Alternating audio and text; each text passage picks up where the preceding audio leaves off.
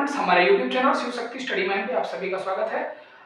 Board परीक्षा में बहुत ही कम समय बचा हुआ है। गिनती के 2 से 3 दिन हमारे पास हैं और अभी हमने बहुत सारे विषयों की तैयारियां लगभग कर ली होंगी। आज हम आपसे सोशल साइंस यानी सामाजिक विज्ञान के विषय में बात करेंगे। यूपी बोर्ड में हाई स्कूल में सामाजिक विज्ञान एक विषय है जिसके कि 70 नंबर का पेपर आपका आता है, जिसमें 20 नंबर का बहुविकल्पी प्रश्न और 50 नंबर का आपका लिखित प्रश्न यानी वर्णनात्मक प्रश्न आपको करने के लिए आता है।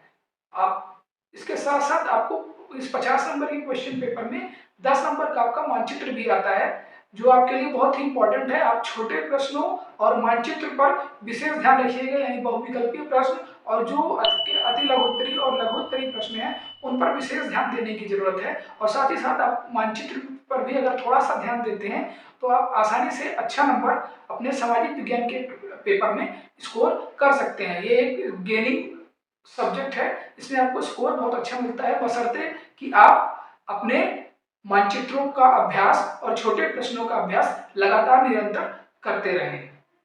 ठीक है दोस्तों, आज हम आपसे इसी विषय के विभिन्न इंपॉर्टेंट जो आपके चैप्टर्स हैं या टॉपिक्स हैं उनके बारे में डिस्कस करेंगे, चाहे आपका क्वेश्चन आंसर के लिए हो और चाहे मानचित्र संबंधी हो। दोनों ही से रिलेटेड हम विशेष टॉपिक्स और विषय पर आज विस्तृत चर्चा करेंगे। और अगर आप इतना भी अब तैयार कर लेते हैं तो आप अपने सोशल साइंस के पेपर में बहुत ही अच्छा स्कोर लेकर आएंगे। मेरी आपसे ये गुजारिश है कि आप वीडियो को पूरा अंत तक जरूर देखिएगा दोस्तों। आइए शुरू करते हैं। सबसे पहले हम जान लेते हैं प्रश्नोत्तर हेतु महत्वपूर्ण अध्याय कौन कौन से हैं। पहला है भारत में राष्ट्रवाद का उदय व विकास। इससे आपके क्वेश्चन बनेंगे भारत में राष्ट्रवाद का उदय व विकास। अगला है आपका जैव संसाधन और उसके बाद है जैव संसाधन और खनिज ऊर्जा संसाधन, जल संसाधन और खनिज ऊर्जा संसाधन। उसके बाद है आपका संघवाद का तात्पर्य और महत्व।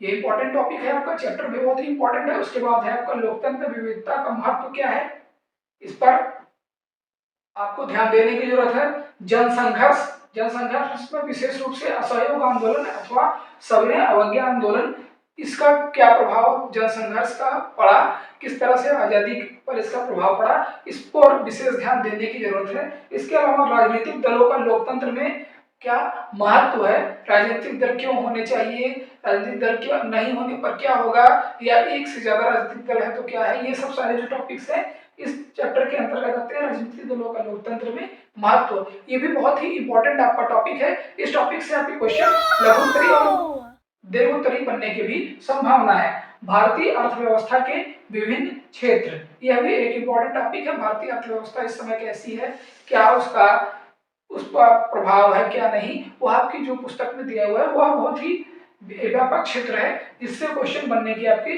बहुत ही ज्यादा प्रबल संभावना है। उसके अलावा भारतीय अर्थव्यवस्था पर वैश्विक प्रभाव कैसा है, कैसा वैश्विक अर्थव्यवस्था का प्रभाव भारतीय अर्थव्यवस्था पर किस प्रकार पड़ता है।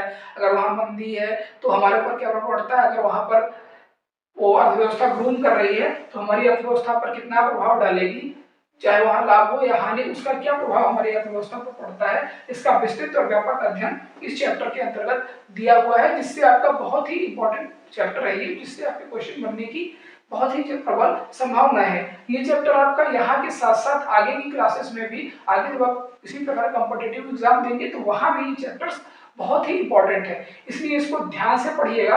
अगर आप इन चैप्टर्स को अच्छे से और सावधानी पूर्वक पढ़कर और आप एग्जाम देने जाते हैं तो आपका पेपर बहुत ही अच्छा जाएगा, क्योंकि इन्हीं चैप्टर्स, यही मेन चैप्टर्स हैं जिनसे आपका क्वेश्चन पेपर में क्वेश्चन आने की प्रबल संभावना है। बाकी चैप्टर्स को आप अगर एक दो बार देख भी ले तब भी आपका काम चल जाएगा। इन चैप्टर्स को अच्छे से कंठस्थ करके जाइएगा दोस्तों, जिससे आपका जो पेपर है वो बहुत ही आसान और अच्छा हो। इसके लिए आपको लिख कर अभ्यास करने की जरूरत है। आप इन सभी पाठों के जो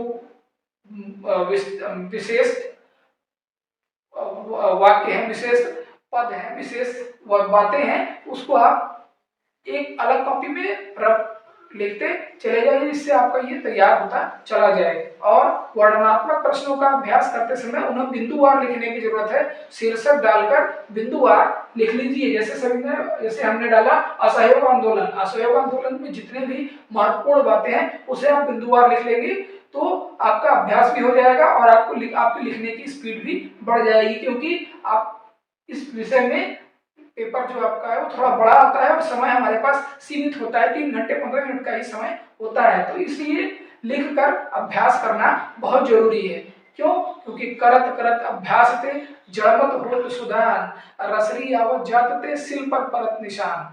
मतलब जैसे रस्सी जब कुएं से पानी खींचते हैं तो बार बार खींचने से पत्थर पर निशान बना देती है, वैसे आप लगातार अभ्यास करेंगे तो कुछ ना कुछ आपके मस्तिष्क में जाएगा और आप जब प्रश्न देखेंगे तो आप कहेंगे अरे हाँ, ये क्वेश्चन मैंने यहाँ पर पढ़ा था, इसका आंसर ये होगा, और आप उसके बारे में लिख ले जाओगे उससे रिलेटेड, क्योंकि ये रिलेट करके लिखने वाला सब्जेक्ट है। और आप अगर उससे रिलेटेड जो आपसे पूछ रहा है उसी टू द पॉइंट उसी को लिख रहे हैं, उसी से रिलेटेड चीजें, तो आपको नंबर अवश्य ही मिलेंगे। इसके बाद आइए हम देखते हैं मानचित्र के लिए कुछ महत्वपूर्ण बिंदु। मानचित्र आपके 2 वर्ग में आते हैं। प्रथम वर्ग के मानचित्र में आपको प्रदेश और उसकी राजधानियों के बारे में महत्वपूर्ण ऐतिहासिक व धार्मिक स्थल, इन्हीं के बारे में अगर आप पढ़ लेते हैं तो प्रथम वर्ग का मानचित्र आप आसानी से भर सकते हो। आपको लिखना भी होता है कॉपी में और साथ ही साथ मानचित्र आपको मिलता है उसमें दर्शाना भी होता है। आधा नंबर आपको लिखने का, नाम सही और आधा नंबर मानचित्र में उसको दर्शाने का। इसका अभ्यास आपको निरंतर करते रहना पड़ेगा।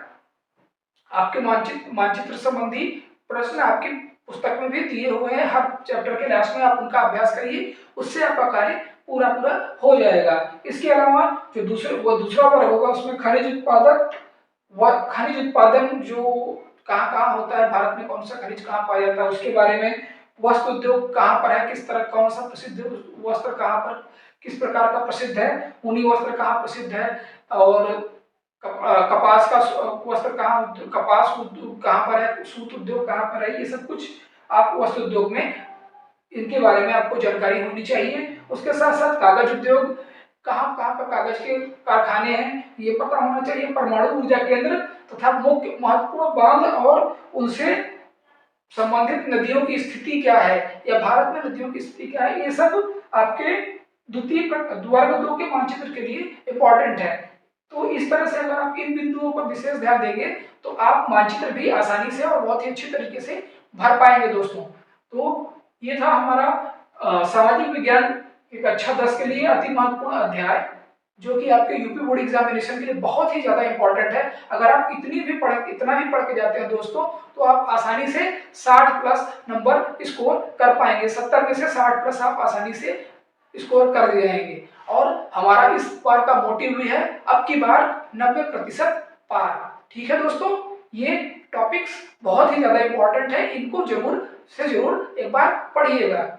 और अगर आपको हमारा वीडियो पसंद आ रहा हो, हमारे कंटेंट्स अच्छे लग रहे हो, हमारे पढ़ाने का तरीका अच्छा लग रहा हो, तो प्लीज हमारे कंटेंट्स को लाइक करिए, पूरा वीडियो वॉच करिए, अपने फ्रेंड्स के साथ शेयर करिए, जिससे उनका भी बोर्ड एग्जाम की तैयारी और भी अच्छी हो जाए। साथ ही साथ अगर अभी तक आपने हमारे चैनल को सब्सक्राइब नहीं किया तो प्लीज इसे सब्सक्राइब जरूर करिए और बेल आइकॉन का बटन प्रेस कर दीजिए। इससे बोर्ड परीक्षा के बीच में भी हम आपको इस तरह के बूस्टर देते रहे। हर सब्जेक्ट से रिलेटेड हम आपको इंपॉर्टेंट टॉपिक बताएंगे और उससे बाहर आपका एक भी क्वेश्चन नहीं आएगा, इसकी गारंटी हमारी है।